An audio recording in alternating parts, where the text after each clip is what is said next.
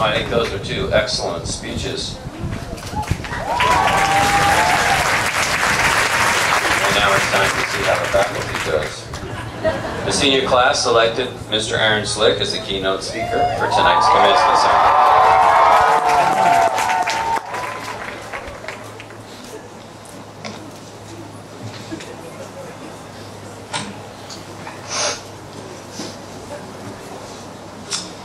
Thank you.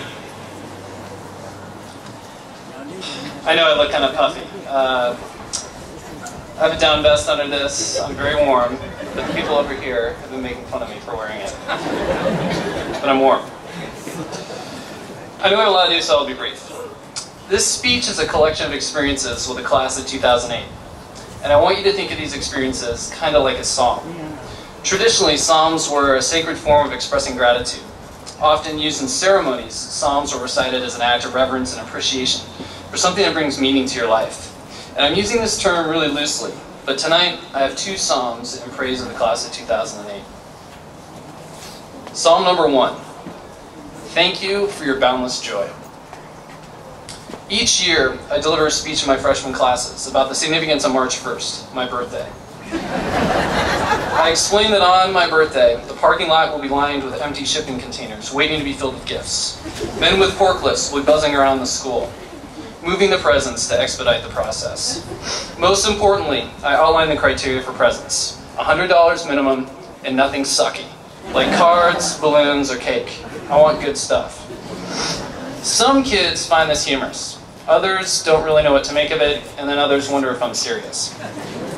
On the day of my birthday, Evan Wilcox came to class with a wrapped present. I was mortified. I thought he believed me.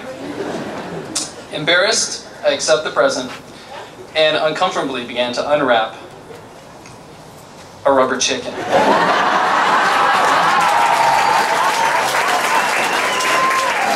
Which now functions as my hall pass and is pretty disgusting. We laughed, and then I hung it on a bulletin board. At times, I grab the chicken and joke around by threatening to hit kids. And threatening's probably a little harsh, but I would say stuff like, get your work done or you get the business end of this chicken, and then, hit someone. The chicken dangled from the bulletin board for a month, and then one day it was gone. I asked all of my classes if they knew anything, and they all pledged innocence. They claimed that if in fact it was stolen, it was probably another class period. About a week after its disappearance, I arrived to work and found a note on the board. It read, "Do not assign any more work or the chicken dies." I told my classes I did not yield to acts of terrorism. I demanded the unconditional release of the chicken. For the next few weeks, I regularly received new demands, from canceling tests to canceling classes. At this point, notes were being written by so many different kids, I had no clue who actually had the chicken, and I had no idea where it was.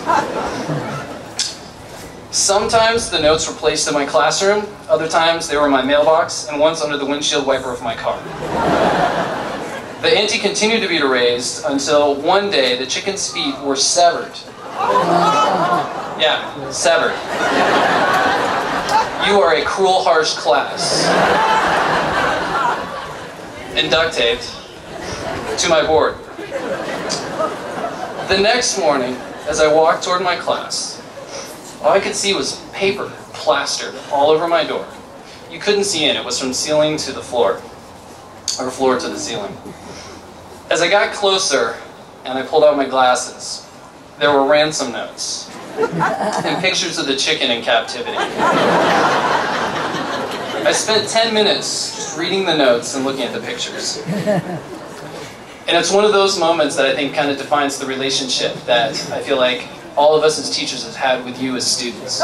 It's a moment when we're able to kind of step away from that role of student-teacher and actually interact as human beings. It's not only did I laugh, but I was incredibly touched. And it was a moment that I, again, continue to think of.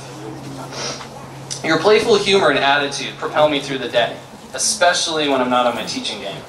On the occasional day when I wonder why I got into this profession, you remind me to relax and enjoy, and you never fail to bring a smile. Psalm number 2. I want to thank you for your compassion. When you were freshmen, I was in the process of buying my first house. My realtor was lousy. The deal seemed to cave on several different occasions and absolutely took all the fun out of my first purchase of a responsible adult life. The frustration of the situation bled into my professional life, and at some point I vented to a class. The next day, a handful of students told me that they prayed for me and would continue to pray until my real estate fiasco was resolved. The sense of gravity that you guys adopted for my well-being was unbelievable, and it was another moment that stands out.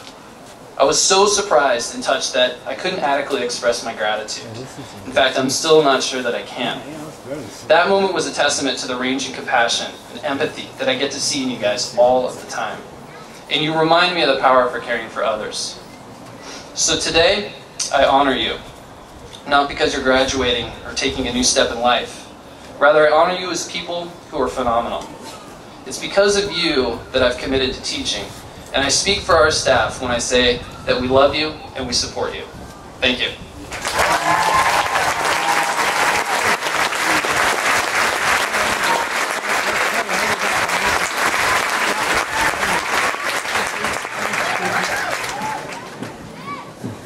Well, that was very well done.